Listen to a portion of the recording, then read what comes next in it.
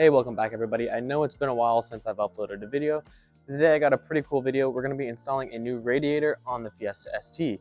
So it is summertime still and it's still pretty hot. I wish I did this install a little sooner, but today we're finally doing it. We're going to be installing the Koyorad Radiator on the Fiesta ST. This is a pretty in-depth install. It takes a long time. So today we're going to upgrade it.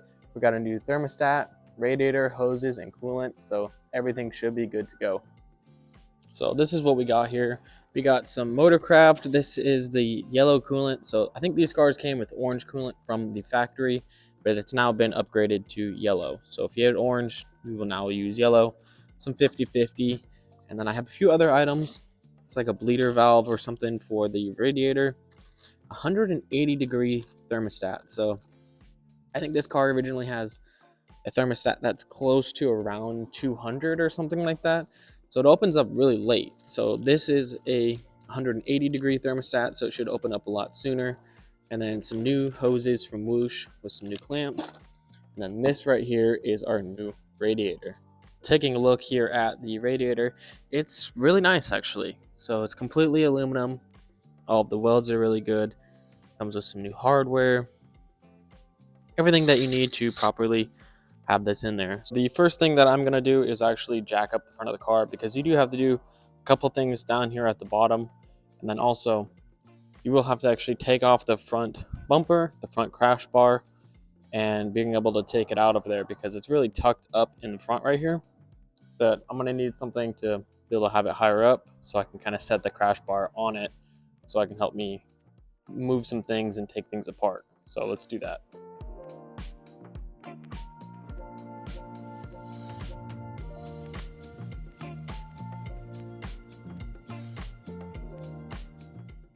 So car is lifted up, hood's open. So if you just drove your car, you do have to let it cool down before you start touching anything cooling related. So what we're gonna do here is actually start taking off the front bumper, taking off the headlights. So if you've done an intercooler or pretty similar mods, you've taken off the front bumper before. I'll do a quick time lapse. Hopefully you guys can follow along.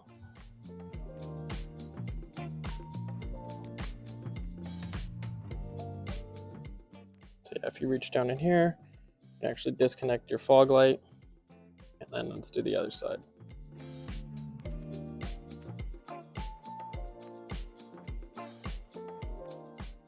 Got two of these little screw clip things right here, so let's get those out.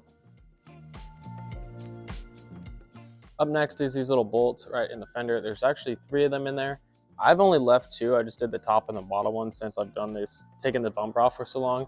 The middle one can be kind of a pain, but if you have some sort of wobble or universal joint for your socket, it actually helps a lot.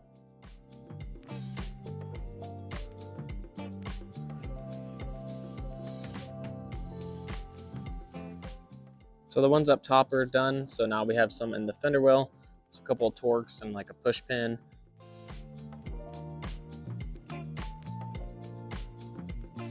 Crawl down here on the ground. There's a whole bunch of these little guys. They're like 8 or 6 millimeters. Take those out, and then I think that's it for the bumper. So let's do that, and let's see if my memory serves me right.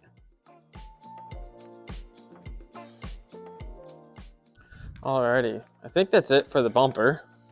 So let's see if that truly was all of it. So this is kind of where the fun begins, or where a lot of the work is. So lots of small little tedious bits that you have to take out, because we're actually taking off this whole crash bar. There are ways to actually remove the radiator and the condenser, I think, from the top and the bottom over here. But I'm going to be changing out the thermostat, which I think if I remove the crash bar will give me a lot more space. So like I said, lots of small things like all these clips and stuff like that all go to these harnesses for the horns, the airbag sensors, maybe the fog light harness and stuff like that over here. All has to be kind of undone. You might have to actually undo some of your intake. A lot of people are going to have different intakes. This is the engine intake. So I'm going to have to definitely do some of this stuff, and my heat shroud, probably the filter. I don't know why I would need to take the actual intake out, but we'll see if I'm wrong. But yeah, so let's get all this done. Even like the hood and the hood prop, all this has to be taken out. So it's a lot of stuff, and even parts of the shroud right here, the intercooler, a lot of stuff. So, and then once all that's done, the car should be cooled down enough where I can start doing radiator hoses and stuff like that. So let's get to it.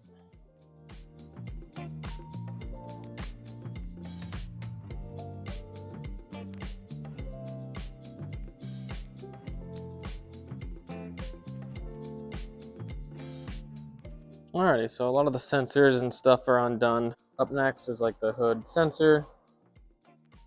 Do that guy, and then we'll undo that. Do this little freaking hood prop thing, hood cable. So just kind of get all this out of the way.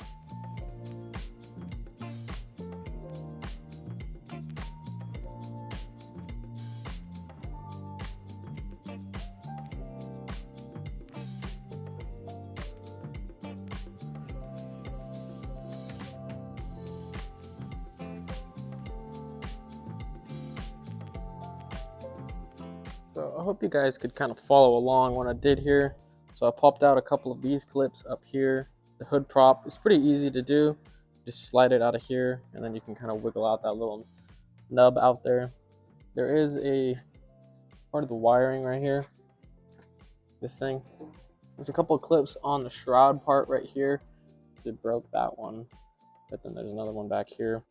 Also saw that I did take out a part of my intake. So took out the bottom tray, the filter, get that undone, because we do have to do this upper radiator hose. But I think if we disconnect it, get this crash bar forward, I should have a lot of space to get back there. I'm gonna do the intercooler, take that off, or at least disconnect it from the clamps and the hoses right here.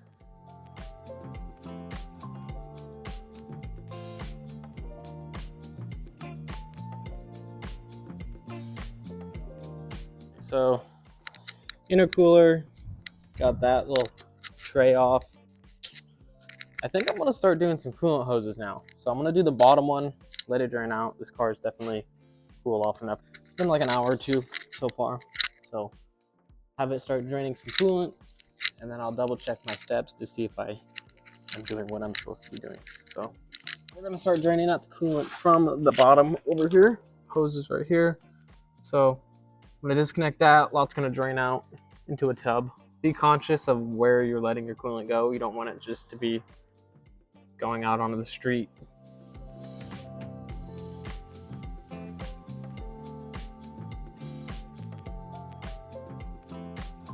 So my aim wasn't that good, but we're draining it out now. I undid the upper hose as well right here. So that's draining. And then we also have to do something with this one. So that one I think just goes down to the oil cooler, which it is attached to the crash bar, so I'll undo it from there. But then, yeah, I'm gonna keep trying to let this drain out a little bit. And then here soon, we should actually start being able to take these off. So once that happens, I'm gonna have some buckets or something right here to kind of help support the crash bar. All right, so we got kind of some tweaker vibes here, but we have some buckets here. I wish it was a little higher, but I think it should be okay. Now we're gonna loosen up these bolts that are holding it. And then I think after that, it's time to do the radiator shroud. We can get that out of the way. But we do have to be careful. There is the AC line over here, and we don't want it to get kinked up or anything like that. So another thing, guys, almost forgot it, was to your hood prop. You're gonna have to, have something else, because the hood prop is actually attached to this. So get some sort of rod or something like that you can hold it up. So with everything, the hood propped up, all the bolts and everything like that disconnected, I'm actually gonna try to remove this crash bar now and see what happens.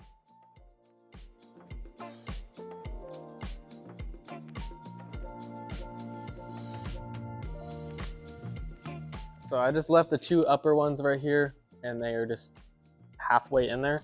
So I'm gonna do the other side, kind of figure out what way to be able to have it kind of go down lightly on these barrels, hopefully.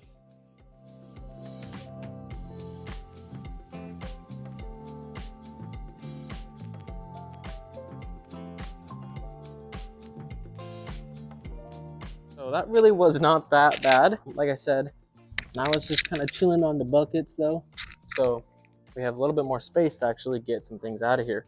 But up next is to actually get the radiator shroud out and the fan and all that.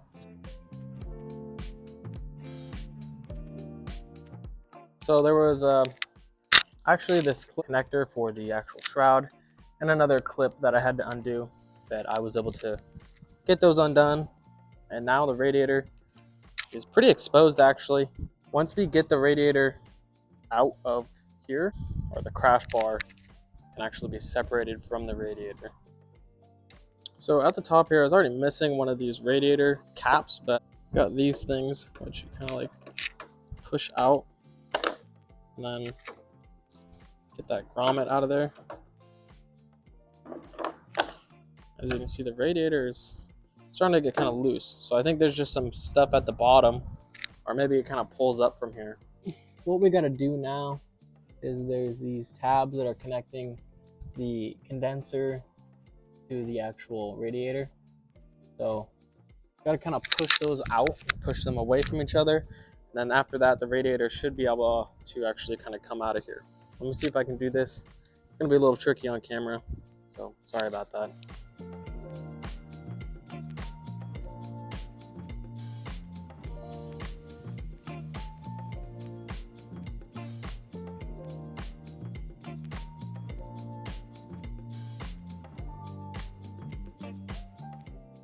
Alrighty, so it was a little tricky, but there's these little tabs here at the bottom. You have to really pull down, and then you can separate the two. And then up here at the top, it kind of just pinches down on the seam of the condenser here at the top. And then you kind of pull it down from that. So now we have the radiator out. Got a lot of space up here now.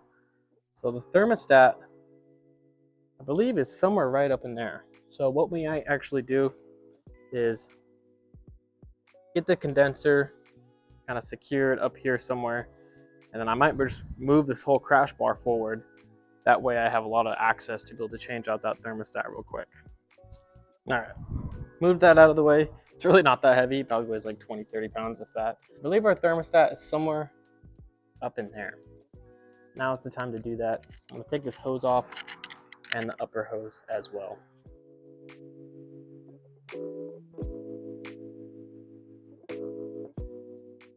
So a little thermostat is up in there. It looks like it's held on by just a couple of bolts, I believe.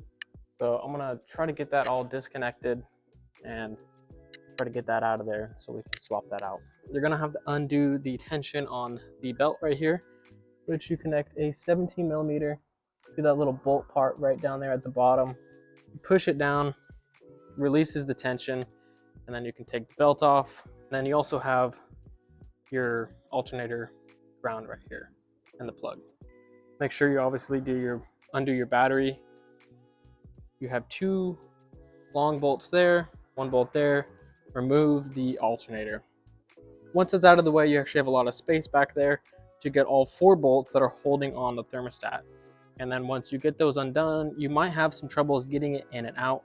Loosen up the AC compressor right here, and it's just 3 bolts. You can just loosen it, move it out of the way.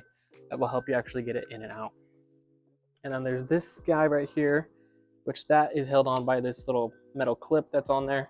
Undo the metal clip, pull it down from the bottom. You can pull that whole thing out. There is a hose right here that connects to the thermostat, and it goes all the way up to here. All right, a new thermostat and gaskets are in there. You kind of have to press down this little metal tab, spin it out. The spring isn't too tight in there. Won't really be scared. Then I got some new O-rings or gaskets in there. And now it's time to actually start putting this thing back together. So got that on there, got the new radiator hoses on right here. Kind of a pain. I'm gonna reuse these original clamps. I like the tension on these. I feel like it's a little bit better. I'm going to do that. So now it's time to actually put the new radiator in, and we can go from there.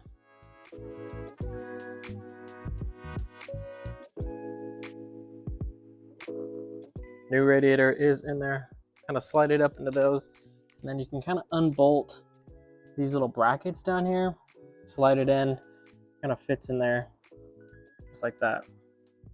And then up here, I think what we do next is put it back on the crash bar, put the crash bar back up here, do the hoses and stuff like that, and then start putting everything back together. Alrighty everyone, so as you can see, it's mostly back together now.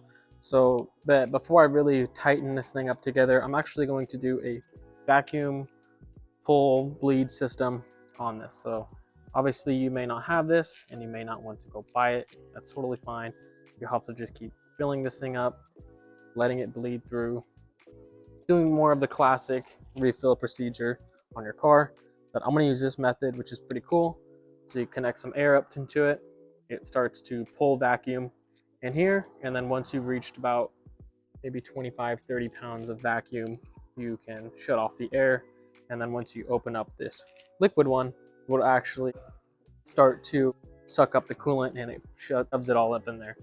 So upper and lower hose is good, thermostat's in there all tightened up, all the hoses to the thermostat are good, so the whole cooling system should be back together now.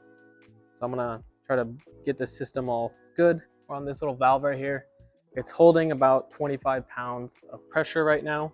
So I'm gonna let it sit like that for a bit to make sure that there is no coolant leaks. If that's the case, if the vacuum drops, it means air is getting into the system and it's drawing it in. So let it sit like that for a bit. And then once it's good to go and holding, I can open up this blue valve and that should suck up a whole bunch of coolant up in there.